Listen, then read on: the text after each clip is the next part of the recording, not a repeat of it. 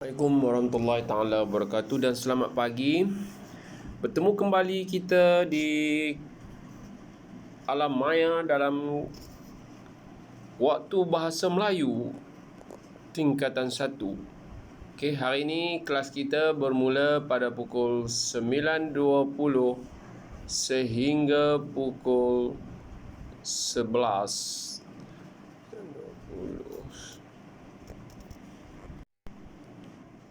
Okey, hari ini kita akan belajar lagi berkaitan dengan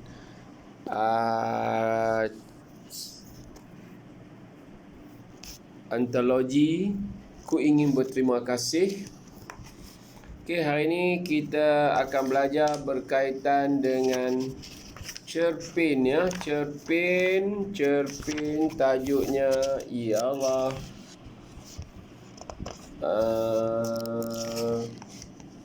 Kuih Bakul Limau Mandarin. Okey, kita akan belajar berkaitan dengan sebuah cerpen Kuih Bakul Limau Mandarin, karya Muhammad Helmi Ahmad. Okey, kita akan belajar berkaitan dengan Kuih Bakul Limau Mandarin, karya Muhammad Helmi Ahmad. Okey, sebelum kita mula, okey, hari ini kita belajar cerpen, tapi sebelum kita mula, cikgu nak kamu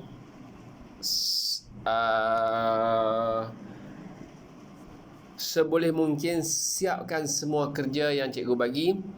Okey, hari ini cikgu akan kena pasti akan keluarkan nama lah. Lebih kelas nanti cikgu akan keluarkan nama siapa yang hantar dan siapa yang tak hantar semua kerja-kerja yang kamu telah buat, supaya cikgu boleh nyatakan dengan tepat mereka yang dah selesai. Terutamanya cikgu nak fokus, saya tengok latihan-latihan tu ada yang hantar kerja-kerja yang cikgu kata penilaian BBD tu, tapi yang tak banyak hantar ialah video video dan yang berkaitan dengan sajak dan syair, dan juga video bacaan individu. Okey, bacaan individu. Jadi cikgu nak selesaikan benda itu. Kalau tak boleh selesai juga, hari Rabu cikgu akan buat kelas meet untuk kita nak selesaikan benda itu, dan kita fokus pada kerja-kerja rumah yang tak selesai lah. Okey, untuk hari ini kita akan fokus kepada sebuah lagi cerpen, iaitu Kuih Bakul Limau Mandarin. Akan mengkaji novel cerpen Kuih Bakul Limau Mandarin. Okey,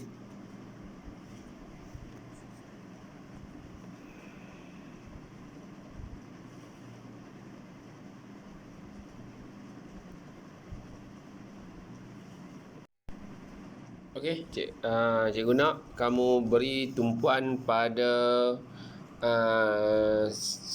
rakaman berkaitan dengan kuih bulan ni ya. Kita lebih kepada sinopsis cerita.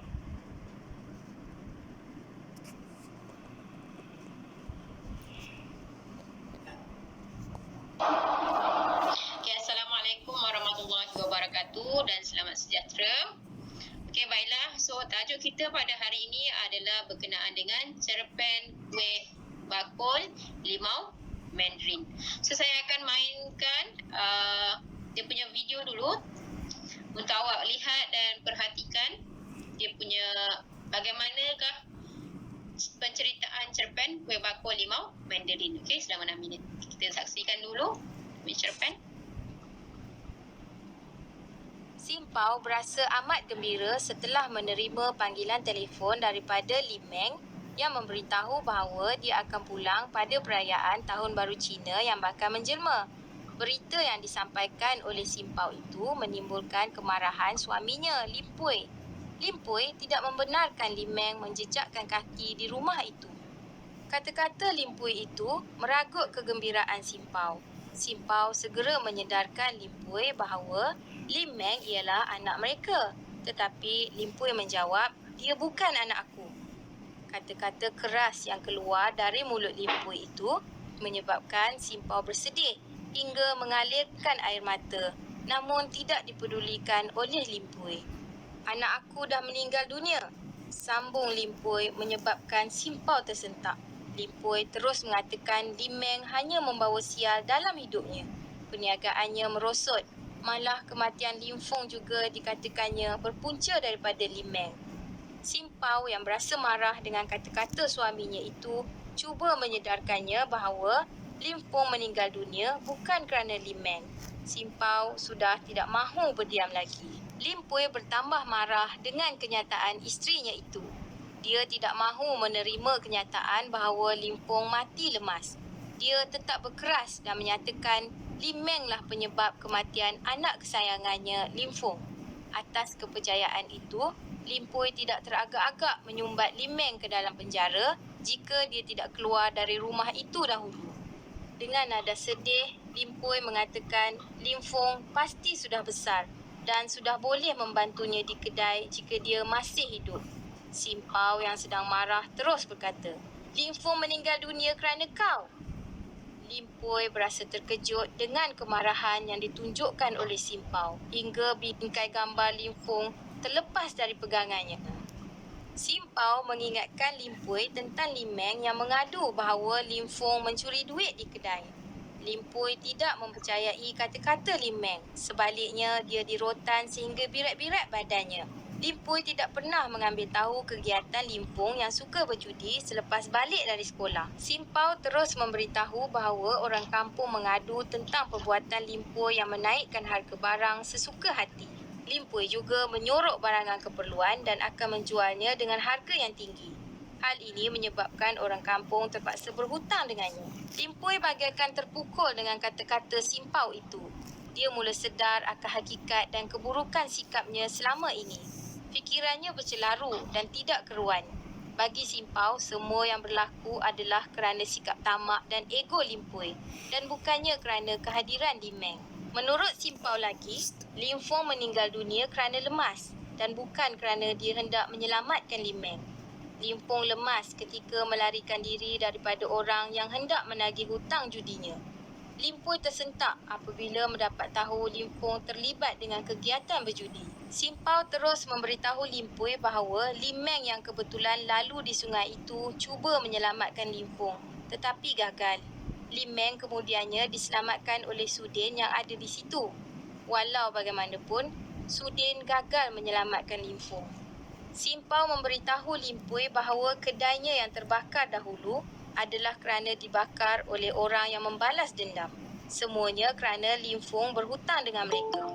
Lim Pui pun bertanya, "Dari mana kamu tahu semua ini, Simpau?" Simpau mengaku dia sudah lama tahu, tetapi sengaja dirahsiakannya daripada Lim Pui yang dikatakannya terlalu ego. Lim Pui yang menyedari kesilapannya segera meminta maaf kepada Simpau. Walau bagaimanapun, Simpau berkata, "Bukan dengan aku, tetapi dengan Lim Meng." Lim Pui bertanya di mana Lim Meng berada. Simpau berkata, "Aku juga tidak tahu, tetapi Lim Meng ada memberitahu bahawa dia akan balik pada Tahun Baru Cina nanti." Perayaan Tahun Baru Cina semakin hampir, tetapi tiada sebarang persiapan yang dibuat oleh Simpau dan Lim Pui yang sibuk mencari Lim Meng. Lim Pui benar-benar menyesal akan tindakannya selama ini. Perasaan kesal itu menyebabkan Lim Pui jatuh sakit. Dia tidak lalu makan dan bertambah kurus. Lim Pui berharap Lim Meng akan balik. Begitu juga dengan Simpau. Simpau berasa risau melihat keadaan suaminya yang semakin kurus. Dalam diam, dia berbisik, "Baliklah Lim Meng, papa kau dah tak marahkan kau lagi." Tiba-tiba, kedengaran pintu rumah diketuk. Simpau yang berada di dapur segera menuju ke pintu. Dia berasa sangat gembira apabila melihat Lim Meng berdiri di depan pintu. Mereka berdua saling berpelukan. Apabila menyedari papanya berdiri di belakang mereka, Lim Meng terus mahu beredar. Dia tahu papanya tidak sukakannya. Walau bagaimanapun, langkahnya terhenti apabila Lim Pui memanggil namanya. Lim Meng berpaling memandang papanya. Lim Pui meminta maaf kepada Lim Meng. Simpau turut memujuk Limeng agar memaafkan papanya. Limeng berasa papanya ialah orang yang paling kejam di dunia. Walau bagaimanapun, Limeng akhirnya memaafkan papanya. Air mata membanjiri pipi kedua-dua orang anak beranak itu. Itulah pertama kali Simpau melihat air mata Limpui jatuh kerana Limeng. Setelah mereka kembali tenang, "Mama ada buat kuih bakul?" tanya Limeng. Simpau memberitahu dia belum buat. Simpau mengajak anaknya itu membuat kuih bakul bersama-sama. "Limau Mandarin?" tanya Limeng pula menyebabkan mereka semua ketawa. Limpui menawarkan diri untuk pergi membeli limau Mandarin. Limeng berpesan kepada papanya untuk membeli air kotak dan juga kacang goreng untuk dihidangkan kepada jiran-jiran yang akan datang bertandang. Limeng berhajat untuk menjemput keluarga Sudin yang telah menyelamatkannya daripada lemas sebagai tanda terima kasih. Limpui bersetuju dengan cadangan anaknya itu lalu menunggang motosikalnya menuju ke bandar. Okey, kita dah lihat dan kita dah teliti berkenaan dengan cerpen kuih bakul limau Mandarin.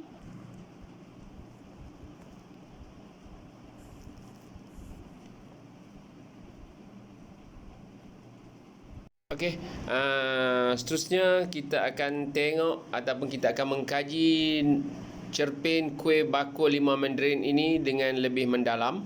Okey. Di sini kita akan buat kajian lah secara terperinci dari aspek tema, persoalan, watak dan pewatakan dan seterusnya lah. Okey, kamu tonton yang ini pula.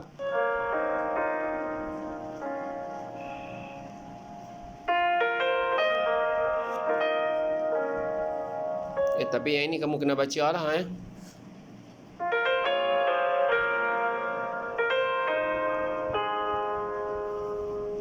Okey, aspek persoalan, watak dan pewatakan.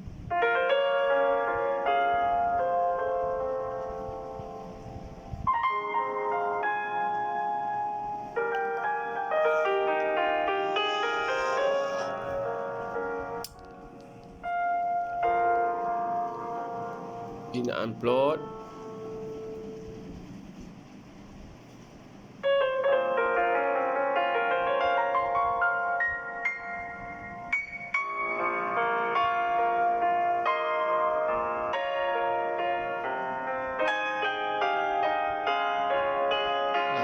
Latar masa, latar tempat, latar masyarakat. Okey. Okey, aspek gaya bahasa tengoklah simpulan bahasa, peribahasa, simile, metafora, semua ada di situ.